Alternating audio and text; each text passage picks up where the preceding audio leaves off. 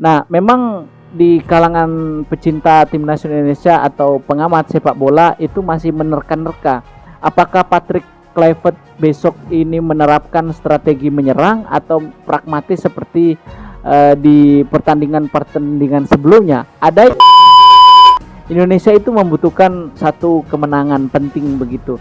Nah, saya sih menganggap bahwa kemungkinan Patrick Kluivert akan keluar menyerang seperti halnya ketika melawan Australia, tetapi mencoba untuk memperbaiki lini belakangnya. Nah, waktu kita melawan Australia kalau tidak salah itu trio back kita memang tidak terlalu banyak berfungsi dengan baik karena waktu itu Rizky Ridho tidak dimainkan. Lalu kemudian Justin Hubner juga tidak bermain pada saat itu.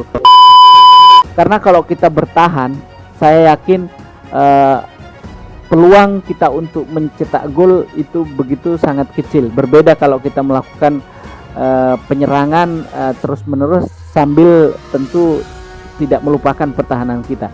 Saya yakin Patrick Kluivert sudah memiliki strategi khusus untuk bagaimana kemudian memecahkan persoalan-persoalan di lini belakang timnas Indonesia, sahabat. Lalu kemudian tentu kita bertanya, apakah Cina juga keluar menyerang atau bertahan seperti yang diterapkan ketika di Qingdao kemarin. Nah, ini juga masih teka-teki karena tidak ada yang bisa memastikan teman-teman apakah Cina keluar menyerang atau tidak. Nah, pecinta sepak bola atau fans sepak bola Cina itu di berbagai media Cina gitu yang saya coba baca, itu mereka memang mengharapkan Ivanovic itu keluar menyerang, tidak seperti halnya ketika bermain. Lupa subscribe Yonika channel. Thank you. Terima kasih. Sukses selalu ya, belajar yang baik ya. Oke. Semangat. Baik maupun secara untuk PB Bhinneka, hati-hati di jalan Pak, teruskan perjuangan. Dan kalau saya sendiri secara pribadi lah Bu. Assalamualaikum warahmatullahi wabarakatuh. Apa kabar teman-teman? Semoga hari ini kita semua sehat, keluarga sehat, dan orang-orang di sekeliling kita selalu senantiasa diberikan rezeki yang berlimpah dan halal tentunya. Jumpa lagi bersama Biodika Sport Channel di sini, teman-teman. Channel yang selalu mencoba untuk terus memberitakan tentang seputar sepak bola, dan hari ini kita mencoba untuk kembali membahas timnas Indonesia, apa yang terjadi beberapa hari terakhir ini. 2 hari terakhir ini semenjak melakukan TC di Bali, teman-teman. Kita semua tahu bahwasanya semua timnas Indonesia sudah berada di Bali, komplit 32 pemain, minus Sandy Walsh teman-teman ya, karena Sandy Walsh masih dalam kondisi sakit dan kemungkinan besar tidak bisa bermain. Di konten saya beberapa hari yang lalu saya mengatakan bahwa Sandy Walsh, Max Hilgers itu kemungkinan tidak bisa bermain, tapi syukur Max Hilgers sudah bisa berkumpul dengan teman-teman yang lain atau skuad timnas Indonesia yang terpanggil untuk melakukan training camp begitu teman-teman. Jadi secara keseluruhan timnas Indonesia ini sudah berkumpul semua di Bali ya, secara keseluruhan, dan tampaknya ini adalah waktu yang sangat berharga, waktu emas boleh dikatakan seperti itu, karena sejak timnas Indonesia ditangani oleh Sintayong begitu hingga saat ini oleh PK Patrick Kluivert, belum pernah ada waktu berkumpul sebanyak ini begitu selama ini. Kemungkinan training campnya nanti ada 1 minggu ya, ini sudah hari ketiga teman-teman ya, dan cukup luar biasa memang. Semoga di waktu yang cukup panjang ini semua pemain timnas Indonesia saling mengenal satu sama lainnya begitu. Menerapkan strategi dan chemistry semuanya semoga menyatu dengan baik karena ya saya katakan tadi bahwa ini adalah baru pertama kali ya di masa kepemimpinan Patrick Kluivert bisa berkumpul dengan semua pemain dalam waktu yang cukup lama karena kita juga tahu bahwa kompetisi di Eropa maupun di Indonesia juga semuanya sudah berakhir begitu dan tentu untuk pemain-pemain yang berkompetisi di Eropa ini adalah perjalanan panjang tentunya ya karena sebagian punggawa timnas Indonesia masih molor karena masih ada kompetisi yang lain daripada kompetisi liga mereka gitu. Misalnya saja ada Kelvin Verdong, ada J.I. Ses, kemudian ada siapa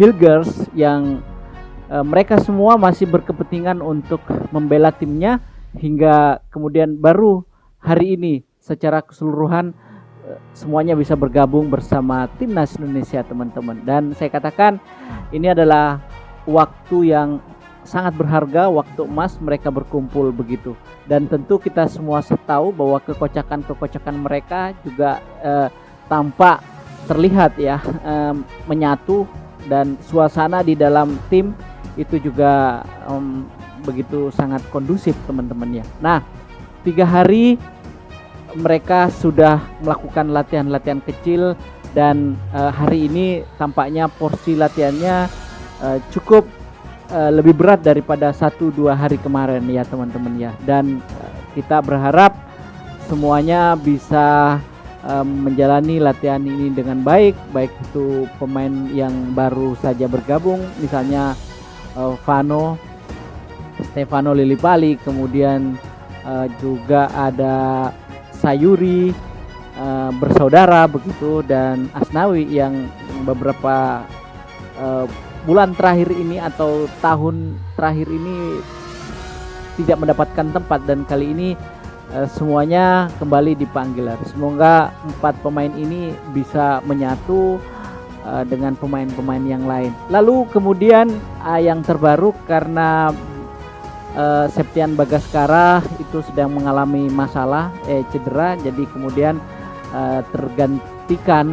digantikan oleh Beckham Putra.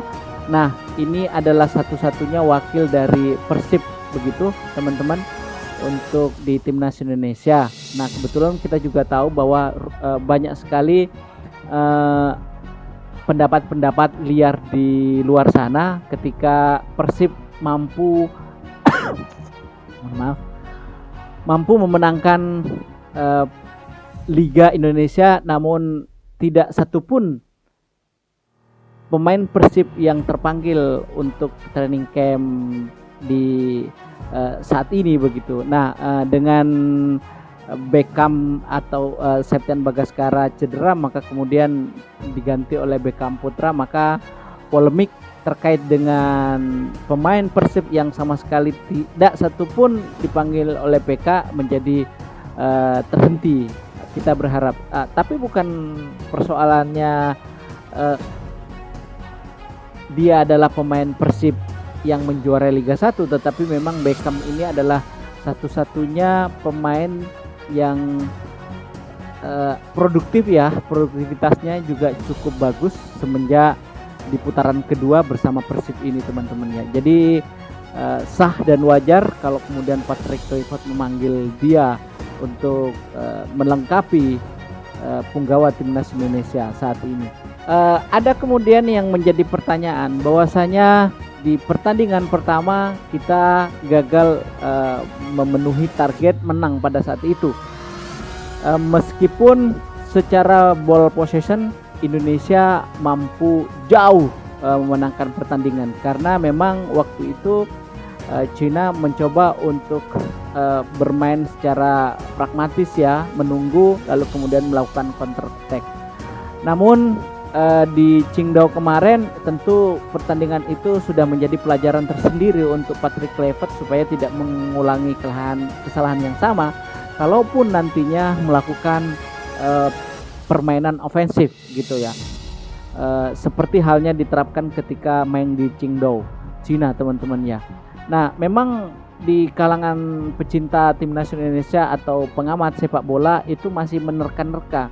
Apakah Patrick Kluivert besok ini menerapkan strategi menyerang atau pragmatis seperti di pertandingan sebelumnya? Ada yang menginginkan berpendapat katakanlah seperti itu. Kalau melihat dari statistik permainan kita, ketika kita bermain pragmatis begitu, kita lebih cenderung beruntung atau lebih cenderung bisa menangkan pertandingan. Contoh saja, ketika kita mampu menahan imbang Arab Saudi di GBK, kita cenderung bermain menunggu begitu. Begitu pula ketika kita berhasil memenangkan permainan atau memenangkan pertandingan ketika melawan Bahrain juga di GBK, maka strategi menunggu dan tidak menyerang secara frontal itu adalah strategi yang bisa memenangkan Indonesia. Namun ketika kita menyerang secara frontal, artinya melakukan sepak bola ball possession begitu, atau yang sering kita sebut dengan menyerang atau keluar menyerang ofensif begitu maksud saya, maka seringkali kita kecolongan begitu. Terbukti ketika kita melawan Australia begitu, kita keluar menyerang dan Australia mencoba untuk menerapkan strategi bertahan dan lalu melakukan counter attack, sama persis ketika strategi itu diterapkan oleh Cina. Nah, pada akhirnya Indonesia mampu kecolongan, bukan hanya 1-2 gol tapi banyak gol pada saat kita melawan di Australia begitu teman-teman ya. Nah, ini menjadi isu yang sangat begitu center di berbagai media begitu. Apakah Patrick Kluivert menerapkan strategi yang sama ketika melawan Bahrain atau mencoba untuk menunggu seperti yang dilakukan pada saat melawan Arab Saudi di GBK kemarin? Ini patut kita cermati teman-teman ya. Nah, kalau menurut saya sih tentu ini amat sangat dinamis ya teman-teman ya. Kalau kita melihat pola permainan Indonesia nanti kalau menurut saya sih seperti ini. Indonesia itu membutuhkan satu kemenangan penting begitu. Nah, saya sih menganggap bahwa kemungkinan Patrick Kluivert akan keluar menyerang seperti halnya ketika melawan Australia, tetapi mencoba untuk memperbaiki lini belakangnya. Nah, waktu kita melawan Australia kalau tidak salah itu trio back kita memang tidak terlalu banyak berfungsi dengan baik karena waktu itu Rizky Ridho tidak dimainkan. Lalu kemudian Justin Hubner juga tidak bermain pada saat itu. Namun ketika kita bertanding melawan Bahrain di BK, Rizky Ridho dan JIC dan Hubner itu kemudian dimainkan penuh begitu. Itulah yang kemudian membuat lini pertahanan kita begitu kokoh. Nah, saya sih menganggap bahwasanya Patrick Kluivert tetap akan keluar menyerang karena kita butuh satu kemenangan penting dan harus kita menang. Kalau misalnya kita kalah tentu sulit bagi kita kembali untuk memiliki peluang untuk masuk di round 4 teman-teman. Karena kalau kita bertahan, saya yakin peluang kita untuk mencetak gol itu begitu sangat kecil. Berbeda kalau kita melakukan penyerangan terus-menerus sambil tentu tidak melupakan pertahanan kita. Saya yakin Patrick Kluivert sudah memiliki strategi khusus untuk bagaimana kemudian memecahkan persoalan-persoalan di lini belakang timnas Indonesia, sahabat. Nah, seperti itu. Nah, jadi saya katakan sekali lagi ini masih dinamis ya. Tidak ada yang tahu pasti apa yang diterapkan esok oleh Patrick Kluivert. Lalu kemudian tentu kita bertanya, apakah Cina juga keluar menyerang atau bertahan seperti yang diterapkan ketika di Qingdao kemarin? Nah, ini juga masih teka-teki karena tidak ada yang bisa memastikan teman-teman apakah Cina keluar menyerang atau tidak.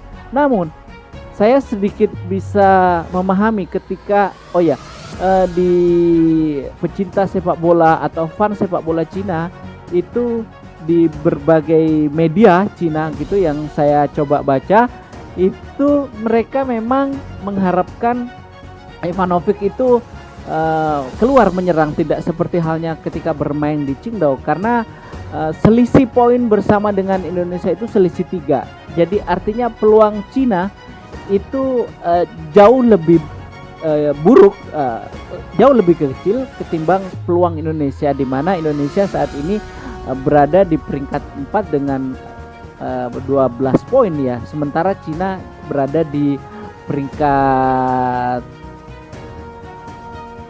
terakhir kalau tidak salah ya, itu dengan 9 poin. Nah seperti itu. Tentu fans sepak bola Cina mengharapkan Ivanovic ini terus melakukan penyerangan sehingga peluang mereka untuk mencetak gol jauh lebih banyak ketimbang dia bertahan seperti di Cina. Tetapi bertahan seperti di Cina jika mampu diterapkan dengan baik tentu bisa menghasilkan kemenangan seperti yang terjadi di Cina kemarin.